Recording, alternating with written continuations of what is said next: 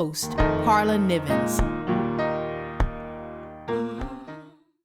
Welcome to the Every Heart, Every Woman radio show. I am your host, Karla Nivens. Our show is a program of L.O.V.E Ministries, which is a 501c3 nonprofit organization. You can find out all of the great information about L.O.V.E Ministries as you head to their website. Just go to loveministriesbills.org. Also, check out all of the great stuff that's living on my website, karlanivens.com. Karla is spelled with a K. Well, I am so excited to welcome to the Every Heart, Every Woman show for the first time, Rah Kalon. Rah is a self-love activist, a life coach, a specialist. Rah works with individuals seeking to reestablish a love relationship with themselves within and outside of social standards, because we are more than what our social influences have taught us. Isn't that true? Her guiding philosophy is self-love is a daily practice, not just a once a month spa day. And when this practice has been embraced, its healing can help us navigate all other aspects of our lives. Relationships thrive, opportunities are recognized, and trauma is processed. After receiving her master's in clinical counseling, Rah chose self-love coaching as a way to fill the cups of countless others with something she had. And this isn't just any love, it's Radical Self L.O.V.E. She uses her energy of acceptance, of warmth, and empathy to assist others in unlocking this within themselves. Growth is exhilarating when you are growing with someone who loves you. Rah, I love your bio. I've just had a great time looking at your website and your social media. Thank you so much for being on the Every Heart, Every Woman show. I'm so glad to be here, Karla. Thank you for having me. Absolutely. So, as I was looking around in all of your great content on your website, you say relationships thrive, opportunities are recognized, and trauma is processed. You also say, this is to be true because you've lived it. Tell us the story behind why you do this work in helping others live with Radical Self L.O.V.E. So I think it's a birthright that most people did not know they had, being loved, and I think it's something that many people, either if you grew up with love, you assume everybody was, and that's not an appropriate assumption. And if you didn't grow up with love, you don't have tools to understand all the opportunity available to you, all the worthiness, all the depth, all the deservingness that you have. And it's not so that we can become entitled in this life. It is so that we have the confidence to navigate it. And so in my own personal life, I was blessed to have an abundance of love poured into me. However, the abundance of love did not mean that I didn't have trauma. It did not mean I didn't go through the things that most individuals, people of color, women of color go through: the molestation, the trauma, the ridicule, the feelings of feeling less than. But I can tell you that the fact that I had the awareness that I was more than what people were labeling, the fact that I grew up having space to figure out who I was, it allowed me to heal my trauma in a quicker amount of time. And it's still a process, but in a quicker amount of time than most other people. And as I've grown up and I've realized the advantage that I had was not that I would be exempt from trauma, to be exempt from pain, but that I knew that love was there always. And I think that other people need to know love is always there for them. And that's why I do what I do. Yeah, I love that.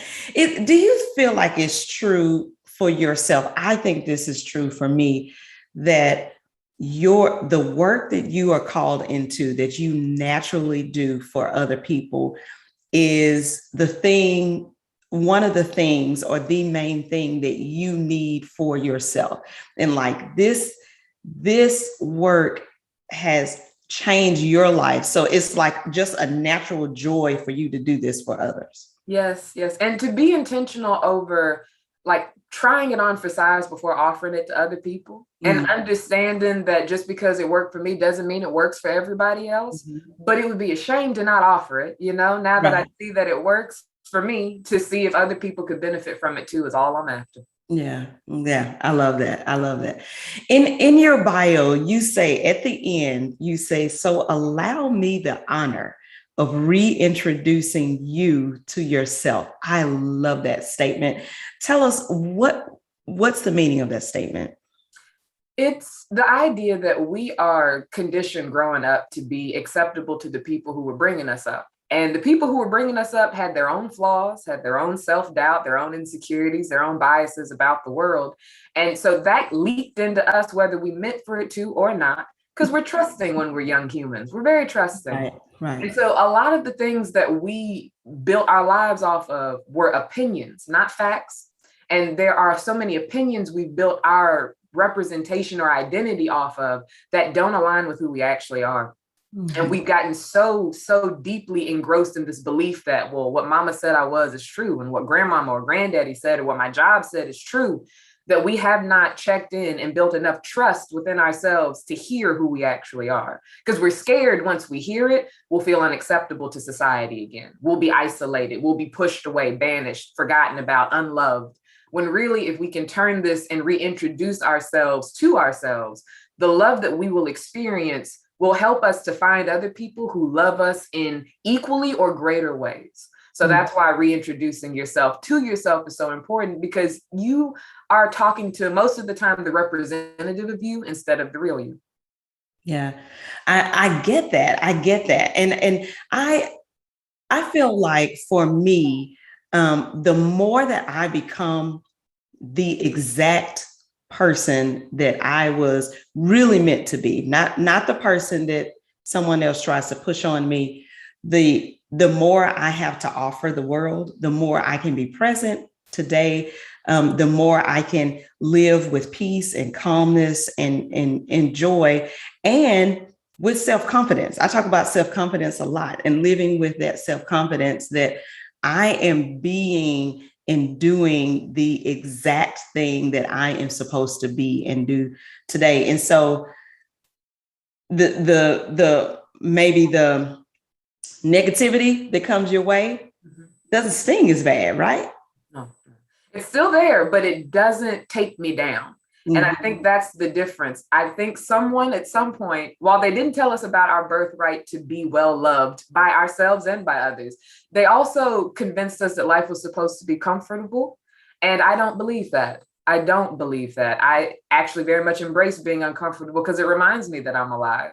So when the negativity or the contrast or the hurt feelings come up, I'm not immune to it. But instead of being bedridden for days, like some people, I get a light cough and then I'm okay. Instead of being just torn down and being laid up for weeks, I'm upset for a couple of minutes and then I keep going. So it makes a difference there. Yeah, I love that. Okay, I love that. So now let's talk about your services, the things that you offer on your website. I saw so much that is so interesting to me. Self sessions, speaking and workshops, the More Than Tribe, guided meditations, wedding ceremonies, and celebrations of life. Let's start with the More Than Tribe, because I thought that was the most interesting on your website. What's the More Than Tribe? So the More Than Tribe is a group of healing beings who get together bi-weekly on Tuesdays, and we talk about our self-sabotaging behavior in a space that allows us to step out of the behavior that we are watching ourselves do and step into the behavior that we feel will serve us. And so we call one another in and we talk about things like insecurity. We talk about rejection. We talk about sexuality. We talk about embarrassment, shame, the feelings that you don't really talk about in social settings. We are intentional about coming together to talk about.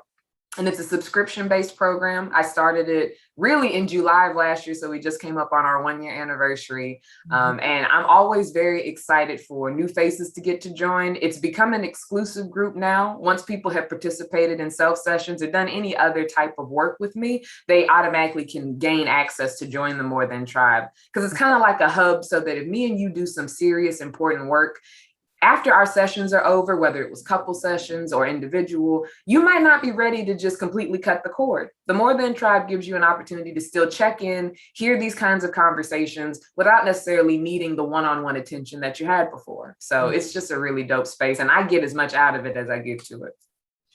You know, I have learned on this journey that there's so much that I'm learning, especially now in this season of life, and it's very exciting for me. But I have learned that if you can sit in your mess ups, or what you consider your mess ups and your pain, and if you can sit there, there's so much that you can learn. And there's so much strength that you will walk away from. If you can just make yourself, it's hard, but if you can make yourself sit in it and analyze it, talk about it, share it with other people, you can walk away thinking, you know, I'm Supergirl. Yes, with a newfound appreciation. And that's what I think people are missing. We're so busy trying to escape from the discomfort and the pain that we don't realize it's telling us how powerful we are. There you go. That's the statement of this, that you don't realize that it's telling you how powerful you are. I love that. So tell us about guided meditations. This is another thing that I really love to do. So what's your service of guided meditations? So I like to speak life over people, and that's whether I'm doing a guided meditation or not. It's my nature of how I talk to folks. But it dawned on me that with the voice that I have and with my love of leading people through peaceful spaces, to start creating personalized meditations and affirmations. So I do 5-minute, 10-minute, and 15-minute meditations where the client can choose whether they'd like silence in the background or ambiance music. This is something that I record and produce myself. And then they get an MP4 of their meditation where I call them in by name. They get to tell me what topics they specifically want to process in this meditation. A lot of people are asking for help with their racing minds, or I overthink, or low self-esteem, or trauma. And in the meditation, I will allow myself to kind of channel and speak to them needing unconditional love over whatever they're struggling with. And I come from a place of I can see where you're at and I can acknowledge the reality of it, but I can also see you on the other side of it. So when I speak to them, I'm not trying to just hype them up and make them feel good. That's part of it. But I do want them to recognize that there is a beautiful, objective, energetic truth to the circumstance you're going through. And while you might not understand it, it's not your job to always understand it. It's your job to trust. And so most of the meditation is me walking them through breathing in trust, breathing out, releasing, allowing, and helping them to understand you're not just enough, you are more than. Man, yeah, I love that, Rod. That is wonderful. I think that's it's a unique thing. I've yet to have a guest come on the Every Heart, Every Woman show and say, yeah, I produce guided meditations, but not only guided meditations that are specific to the person in your situation. I love it. I think that's a genius idea. I absolutely love it. So people who are looking to have self sessions with Rah, what do they experience? So they experience a space where they are almost feeling like they're talking to an old friend. And that's the beauty of life coaching versus being a counselor. I'm not built to be a counselor, though I have my master's in it. I'm built to be an ally. I believe that my clients are the experts on themselves. So when they come in, I need them to tell me what patterns they see within themselves that they don't enjoy. I need to know what about them has been hurting their feelings, what's been frustrating them. And then we start to look at what are the core beliefs that they have been adhering to their whole life. Do you feel that you can't ask for help? Do you feel that you are unlovable, or the people who you love will automatically leave you? So we start to look at the core beliefs that people live their lives off of. And then we start to introduce the fact that the only thing that makes a belief is how long you've believed it. And that all a belief is that a thought that you've thought many times. Right. You've thought many, many times that you're unlovable. But if we can get you thinking many, many times that you are worthy of love, while it feels fake the first couple times you think it and say it, eventually it feels real. Right. When someone first told you you were a failure, you were taken aback and you didn't understand until you started to accept it. So be taken aback and learn to understand that you are worthy. And so we'll start to work through that at the beginning.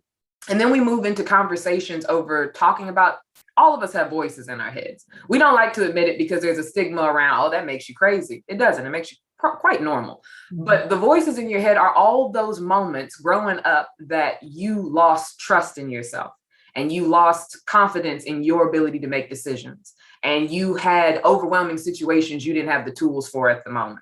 And so these voices are popping up because they need to be reparented. They need to be supported and validated to know it's not my fault that happened to me. And so I don't have to drive the boat or take over when I feel triggered that this could happen again. And that's what a lot of us are doing. We're living off of trying to respond to the triggers or prevent them from happening instead of being present with them when they occur.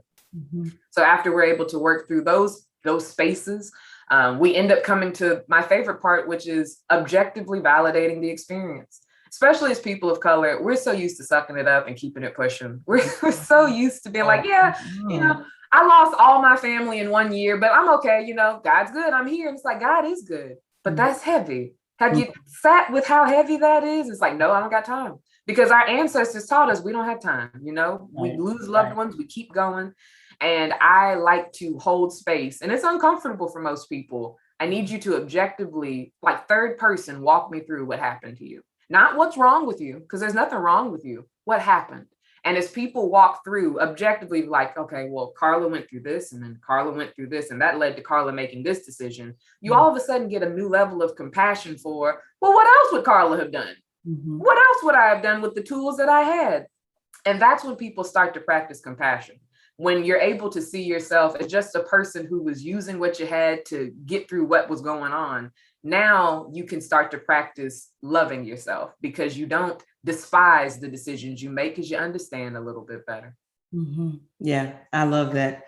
Wonderful. I'm loving it all. I'm into it all. So I know, Rah, that you have an event coming up on August 25th. I want you to take us through this event and tell us what people can expect. It is called I Am More Than Grief.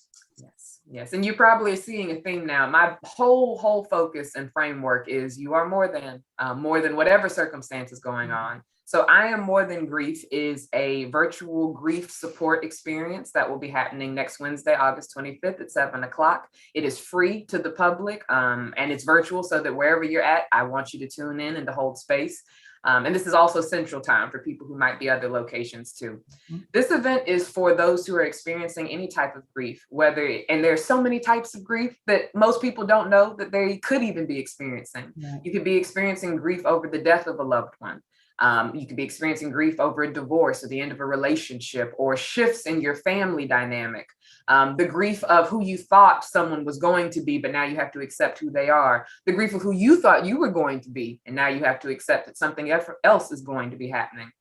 So if you're experiencing loss, struggling with impermanence and the natural change of things, then I highly recommend you come to this, because it's going to be a space for other healing beings to share their experiences, to hear from other people who have similar and different experiences, and for us to collect some tools and perspective on how to not bury and suppress our grief, but to live with it, to navigate it so that it does not consume us, but instead it is something that we can honestly wear it with pride, that we loved so big that we have aped this much, but now we're able to navigate that in more holistic, healthy ways. And I specifically felt led to do this event because I don't feel like people of color get to grieve. I feel like we go right back to what we're doing, or we're told to, suck up all that crying, don't be doing all that. And that is going to make for a toxic environment for our children. They're not going to know how to feel their feelings either. And if grief is a natural part of life, we need to learn how to deal with it. So my hope is to help people learn that on the 25th. Yeah. So they can sign up by going to my website. That is rahkalon.com, RAHKALON.com. And when you get there, you'll be able to just go click and sign up. You also can find it on Eventbrite, or if you follow me on Instagram, you'll find the link in my bio. My Instagram is @Rah Kalon. That's RAHKALON. And we can definitely get you linked up. Yeah, I love that. I think everyone should go. And I'm going to spread the word. I have just loved our conversation today. And let's talk about your social media. I just feel like there's so much information, there's so much beauty on your social media. So you have a background in music? Oh, no. I have a background in strategic communication and clinical counseling. Yeah. Okay, I love it. I thought you had a background in music. There's so much beauty on your social media. You have these wonderful videos where, as you said before, my husband and I preach this. So there's so much that you're saying that I truly connect with. We preach to speak life over other people. My husband is in education, so he's always preaching to speak life over the young people that are under your care. But that's exactly what you're doing on social media. Like, people can click on these videos and click on your posts, and it's more than positive thinking. It's more than being uplifted. It's support for your frame of mind, Yes. whatever frame of mind you're in when you're looking at the post. Is that, am I saying that correctly? I would say so. I would. I want people to know that I exist. And the reason why it sounds so egotistical, I want them to know I exist. I am very much an open book. And plenty of people are, right? But I want you to see when I'm having a good day and I'm thankful. And I want you to see when I'm having a bad day and I'm thankful. I want you to see how I'm grieving over losing a pet that I've had for 10 years this summer. I want you to see how that is triggering grief of me losing my mother 7 years ago. I want you to see how conversations that I have with my father publicly over being molested when I was younger is possible, that I have a man in my life that wants to hear about the pain, not so that he can feel guilty, but so he can hold space for me. I want people to know that you can live your truth and still be accepted. And that I'm not accepted because I waited for other people to accept me. I'm accepted because I accepted me. I accepted what's happened to me. And I've allowed that to let me be powerful, to let myself see how powerful I am instead of running from that. So when you go to my Instagram, you're going to see me. You're going to see me in ways that I might be crying that day. I might be laughing my butt off. I might be dancing. You might get to see my family. You might get to see my friends. You might get to see loved ones who have passed. But you're going to learn that my life is always changing. And I've accepted the impermanence of that. And that I want to invite other people to do the same. Yeah. It's beautiful. I told you, there's beauty. There's beauty there. So everyone should follow you. I highly recommend it. And go to your website. Can you give us your website one more time? Yes. It's Rah Kalon that's my email, rahkalon@gmail.com. Feel free to email too. But rahkalon.com, RAHKALON.com. And the same for my Instagram, RAHKALON. I love it. So before we end, I would love for you to give us your best advice for leaders, like your leadership hack. My leadership hack is to lead with active listening and compassion. My leadership hack is to accept that you don't know. And when you don't know, that means anything is possible, and that you can tap into divine, inspiration, divine, just intellect, and be able to use not only your own skills and life experiences to lead whatever project, whatever people you have to lead, but you can also amplify the experience, because we have a limited scope. And if we try to rely only on ourselves, we'll only accomplish so much. But if we can sit with our core self, our consciousness, we can activate parts that connect more people, connect more projects, connect more dots than we ever imagined. Yeah, I love it. Well, Rah, I have had a wonderful time having this conversation with you. I hope you'll come back at some time in the future, and everyone follow Rah. She has so much beauty to share with the world. I love this. Everyone, I'm Karla Nivens. I am your host for the Every Heart, Every Woman radio show. We will see you back here next week.